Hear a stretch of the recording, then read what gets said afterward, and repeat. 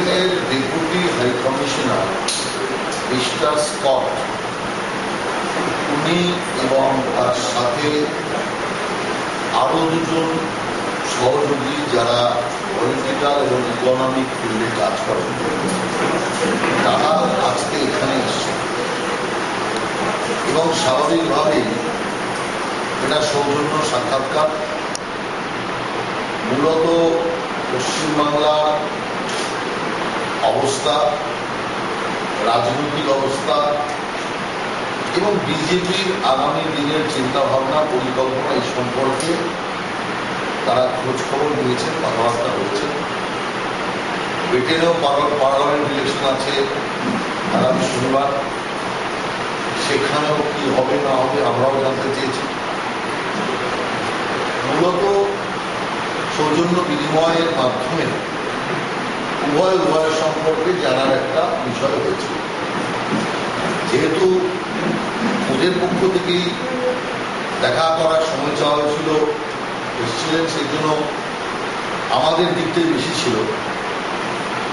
আর যেটা ওদের দিক থেকে যেটা আমরা জানতে চেয়েছি, ওটা জাস্ট একটা ফর্মালিটিস হিসাবে আমরা করেছি।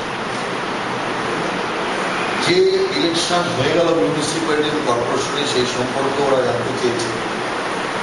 আমরা সবিস্তারে ওদেরকে জানিয়েছি যে এটা ইলেকশনই নয়, ইলেকশনের নামে একটা গুন্ডাইজম সংগঠিত হয়েছে।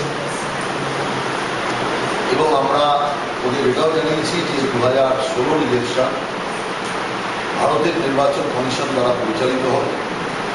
সেই ইলেকশনে এই যথেচ্ছ চাপ, গুন্ডাবাজি, পুলিশ এবং তৃণমূল কর্মী এবং ইলেকশন কমিশনের ত্রয়ীর মিলিত সন্ত্রাস নির্বাচনী ব্যবস্থাকে তছনছ করতে পারবে। স্বাভাবিকভাবে বিজেপির পরিকল্পনা কি আছে, আগামী দিন ভাবনা চিন্তা কি আছে, এই সমস্ত বিষয়ে কথাবার্তা হয়েছে। প্রায় সৌজন্যমূলক সাক্ষাৎকার এবং কথাবার্তা হওয়ার পরে তারা ধন্যবাদও জানিয়ে গেছেন যে আপনারা এতটা অবগত প্রধানে আপনারা ব্যাপারটা শেয়ার করেছেন, আমাদের সঙ্গে কথা বলছেন, ধন্যবাদ। ভবিষ্যতেও আবার আসবেন এরকম একটা ইঙ্গিত দিয়েছেন, আমরাও ওয়েলকাম করেছি যে আবার এলে অবশ্যই আমরা স্বাগত দিয়েছি। পুরসভা ভোটে এই গায়ে করে ভোট হওয়া, রক্তারক্তি, সন্ত্রাস, হিংসা ব্যাপারটা আপনাদেরকে বলেছিল।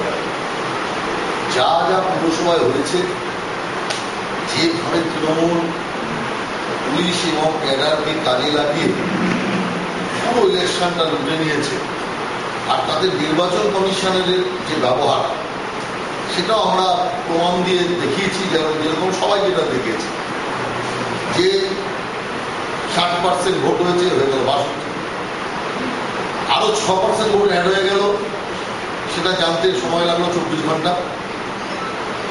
প্রথম দিন নির্বাচন প্রহসন হয়েছে ইলেকশন কমিশনের মতে, আইডিয়াল পরিবেশে ইলেকশন হয়নি, প্রচুর অভিযোগ জমা পড়েছে, পোলিং অফিসারদের কাছ থেকে, প্রিসাইডিং অফিসারদের কাছ থেকে অভিযোগ এসেছে। পরের দিন সব অভিযোগ হওয়া, কিচ্ছু হয়নি, নির্বাচন স্বচ্ছ হয়েছে। তার মানে কি হয়েছে আমাদের বলার দরকার নেই, ইলেকশন কমিশনই বলে দিচ্ছে। এই কথাটাই আমরা ওদেরকে বললাম যে বিরোধী রাজনৈতিক দল পরাস্ত হলে একটা রিগিং এর দোহাই দেয়, এরকম একটা ধারণা থাকলে থাকতে পারে। এখানে তো বিরোধী রাজনৈতিক দলের কথা শোনার দরকারই নেই। কমিশন কি বলছে? কমিশন বলছে ভোটে লুট হয়েছে, রিগিং হয়েছে, প্রচুর কমপ্লেন জমা পড়েছে, প্রিসাইডিং অফিসারদের কাছ থেকে কমপ্লেন এসছে। আর পরের দিন 24 ঘন্টা বাদেই নবান্নের ধমক খাওয়ার পরে সবটা উল্টে গেল, কোনো অভিযোগ নেই, কোনো কিছু নেই, ইলেকশন স্বচ্ছ হয়েছে, ফ্রেম ফেয়ার ইলেকশন।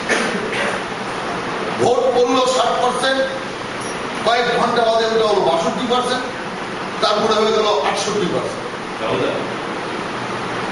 আপনি একটা সার্বভৌম স্বাধীন রাষ্ট্রের একটা রাজনৈতিক দলের কর্তা, আপনার সঙ্গে নিয়ে দেখা করতে এসেছিলেন, এগুলো একটা সার্বভৌম স্বাধীন রাষ্ট্রের একজন প্রতিনিধি।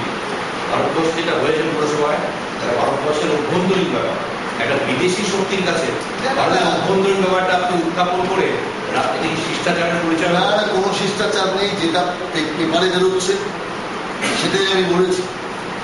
যদি কোনো আমি ভেতরকার কোনো কথা বলতাম তাহলে আলাদা। ও পেপার পড়ে জেনেই এসছে আর আমার কথার সাথে মিলিয়ে নিচ্ছে। অতএব আমি তো মিথ্যাচার করতে পারি না। আমি তো একটা বাইরের রাষ্ট্রের প্রতিনিধি এসছে, সেই জন্য তো আমি তো বলতে পারি না যে সব ঠিকঠাক হয়েছে। তাহলে সব ঠিকঠাক হলে আপনাদের বা অন্য বিরোধীরা কোনো সুবিধা করতে পারলো না কেন? এই প্রশ্নের আমি কি জবাব দেবো? इंडिया सेंट्रल गवर्नमेंट इतना सेंट्रल गवर्नमेंट का विरोध का बावजूद भी मोदी जी ने बंगाल का जनता को कभी धोखा नहीं दिया।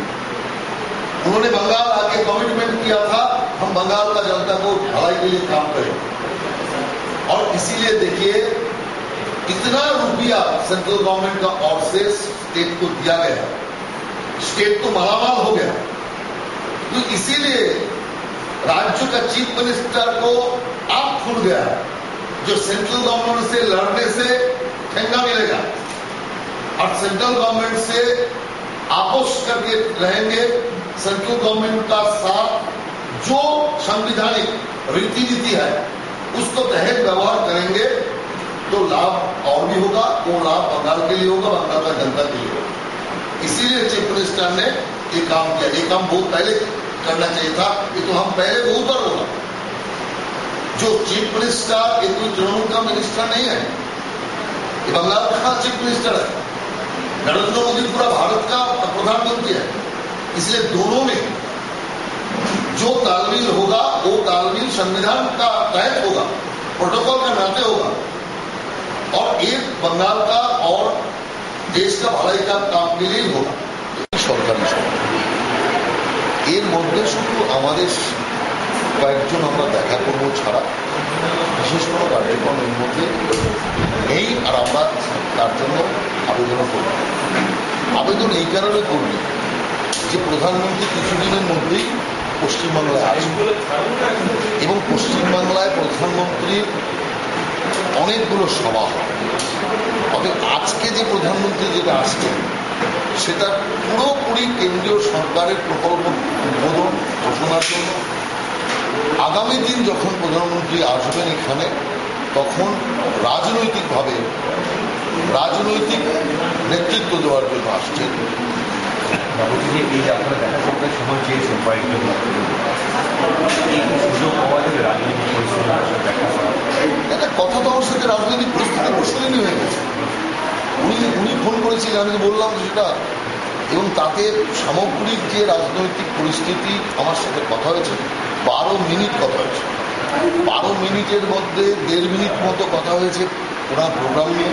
বাকি পুরোটাই রাজ্যের অবস্থা, রাজ্যের যা চলছে সমস্ত নিয়ে কথা হচ্ছে, সব কিছুই কথা হচ্ছে। অতএব সেই কারণে প্রধানমন্ত্রীর সাথে 10-11 মিনিট কথা মানে আর কম কথা না।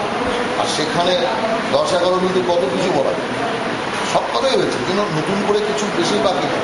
আমরা রিপোর্টও পাঠিয়েছি প্রধানমন্ত্রী, সেই জন্য ওটা বিষয় নয়। বিষয় সরকারি প্রোগ্রামটা আসছে, সরকারি